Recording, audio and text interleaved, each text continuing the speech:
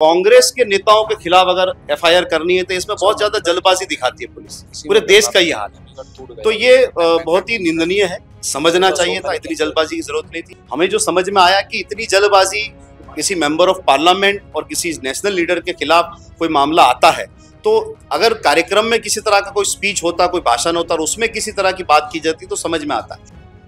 नमस्कार, आप देख रहे हैं वाइब्स ऑफ इंडिया और मेरा नाम युवराज।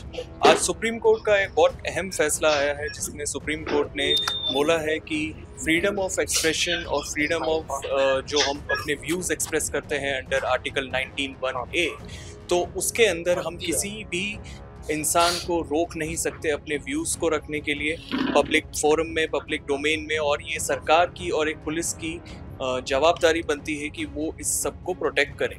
ये क्यों हुआ, हमें यही चीज़ के बारे में आज जानना है, जो कि वो केस था जिसमें राज्यसभा एमपी इमरान प्रतापगढ़ी का जो केस था, जिसमें जामनगर पुलिस ने एक एफआईआर दर्ज करी उनके एक इंस्टाग्राम पोस्ट के रिलेटेड और एक पोएम के रिलेटेड। आज इसी से हमसे बात करने के लिए national vice chairman Congress minority cell के शाहनवाज शेख मौजूद हैं।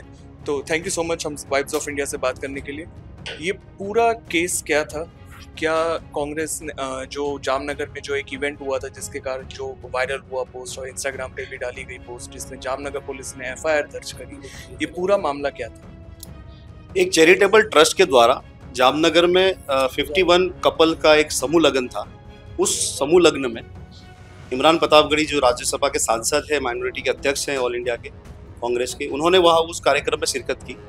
कार्यक्रम में किसी तरह का कोई भाषण, कोई स्पीच ऐसी नहीं हुई जिस पर कोई एफआईआर हो सके। उसके बाद एक वो उस प्रोग्राम का एक वीडियो इंस्टाग्राम पर पोस्ट होता है और उसमें एक पोइट उसके साथ बैकग्राउंड म्यूजिक में लगाई जाती है। उस पोइट के शब्दों को समझे बगैर, जाने बगैर, जल्दबाजी में गुजरात पुलिस ने एफआईआर की।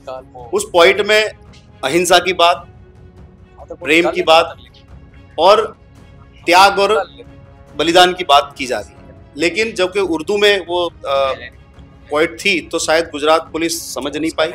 लेकिन क्या होता है कि कांग्रेस के नेताओं के खिलाफ अगर एफआईआर करनी है तो इसमें बहुत ज्यादा जल्दबाजी दिखाती है पुलिस। पूरे देश का ये हाल है, तो ये बहुत ही निंदनीय है। समझना चाहिए था, इतनी जल्दबाजी की जरूरत नहीं थी।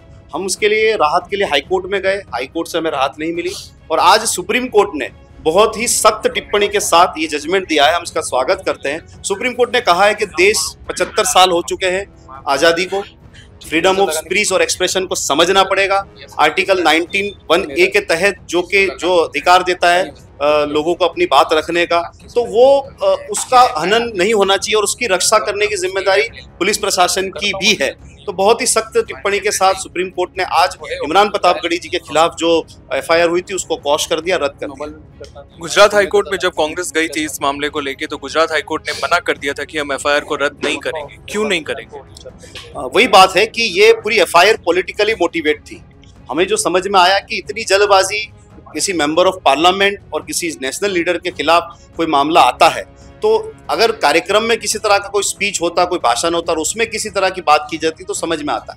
लेकिन इतनी गंभीर धाराएं उन्होंने लगाई कि उनकी पोइट से देश का माहौल बिगड़ सकता है, हिंसा भड़क सकती है, नफरत फैलाने की बात कर रहे हैं, तो वो ऐसा तो कुछ भी नहीं था। तो कहीं ना कहीं गुजरात तो अपने आप में कवियों का राज्य रहा है, यहाँ बड़े बड़े कवि यहाँ से होकर गए हैं, तो पुलिस को इतनी जल्दबाजी करने की क्या जरूरत पड़ी, किसके प्रेशर में ये एफआईआर हुई थी? तो ये सभी सवाल उठते हैं। लेकिन समझ में ये आता है कि कांग्रेस के नेताओं के खिलाफ अगर किसी तरह का कोई मामला बनाना होता है, एफआईआर करनी होती है, तो इसमें जल्दबाजी दिखाती है पुलिस। जो ऑर्डर था उसमें एक जो फ्रीडम ऑफ एक्सप्रेशन की जो बात करी गई है वो उस समय करी गई है जब एक कुणाल कामरा का भी जो एक एपिसोड चल रहा है ऑनलाइन, उस पर आपका क्या कहना है? क्योंकि लोगों ने कहा है कि एक रेफरेंस लिया जा रहा है कि कैसे फ्रीडम ऑफ एक्सप्रेशन को खत्म किया जा रहा है, दबाया जा रहा है। देखिए, सुप्रीम कोर्ट ने स्पष्ट रूप से ये कहा है कि फिल्में, सीरियल्स या स्टेज शो, हास्य शो, कविता, शायरी, ये सारा जो है समाज का आईना दिखाने वाली चीज़ है।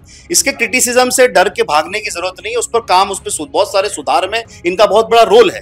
तो जब संविधान हमें सपोर्ट करता है, जब देश का कॉन्स्टिट्यूशन हमें फ्रीडम ऑफ स्पीच की बात करता है, एक्सप्रेशन की बात करता है, उसके लिए आर्टिकल 91(a) में प्रावधान दे रखा है, तो फिर क्या मतलब है किसी को भी परेशान करने का? तो बहुत ही ऐतिहासिक आज का वर्डिक्ट है। हम आभार व्यक्त करते हैं सुप्रीम कोर्ट का और स्वागत करते हैं इस फैसले का। शुक्रिया वाइब्स ऑफ इंडिया से बात करने के लिए। आप देखते रहिए ऐसी खबरें।